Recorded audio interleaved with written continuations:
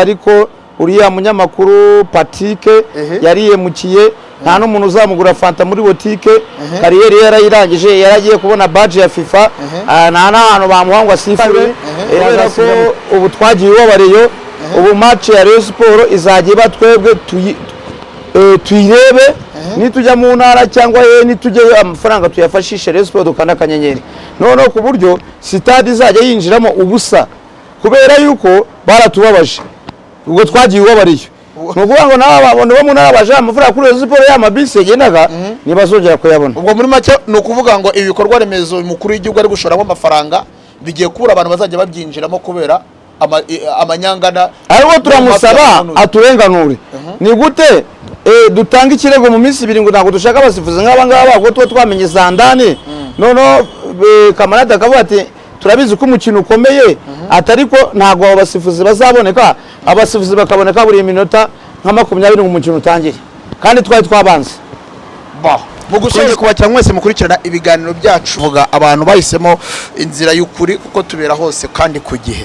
tuvuge dukora ibiganiro bitandukanye ibya politike sport ndetse na entertainment ariko muri aka kanya ibyo twababwira nuko dukora ibiganiro bifite impact kuri societe nyarwanda cyangwa kuri population y'igihugu muri aka kanya rero muri studio za swakiriho bita Kamananga wa mukire wahombejwe na Rayon Sport niko bimeze muraho umureyo ukuri Saga TV turabareyo kuri wabireba hanga ukabireba nani ndani biba birimo hose no mu mutwe ni Rayon Sport birimo ariko ngewe ubu tuvugana ndi mu gahinda kenshi utewe n'iki se kandi nayewe suko apere ntwaye igikombe n'abagitwaye n'inshuti zanjye barananumiye kuri match yabo bajya bitwara ariko mbabajwe n'abafana barenga 100 bafunzwe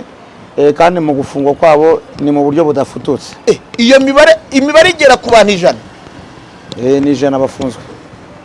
bose ubu bari mu bigo by'inzererezi bajyanywe mu kigo cy'inzererezi yego none se nkawe abantu bagiye Bugesera wa munyamakuru we bijyanye ku mafaranga yabo ku matiki yabo kwinjira muri stade bari babasatse nta umuntu winjiranye ibuye cyangwa iki ahubwo kubera ubwishi bwo gushaka amafaranga babicaje ahantu hatari ngombwa hatagendewe yego none se abo bantu bafunzwe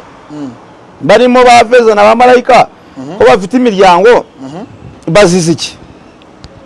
nyine nkawe nka sishyigikiye ibyabaye yego cyo gutera amabuye hano mu gihugu nta myigaragambyo gihari igihugu twarakiboje twarwaniye igihugu ntago dushyikiye ibintu byabereye hariya nge sinaye nari n'amahirwe ngira ubwo iyo mari bari kubinyitiranye n'imufungura cano zanjye hari Nyamirambo kwa Nyamabondo ni ukuvuga ngo ngewe sishyikiye ibyabaye ariko nawe sishyikira abantu ufunga abafana neze football si ne parageri football si intambara none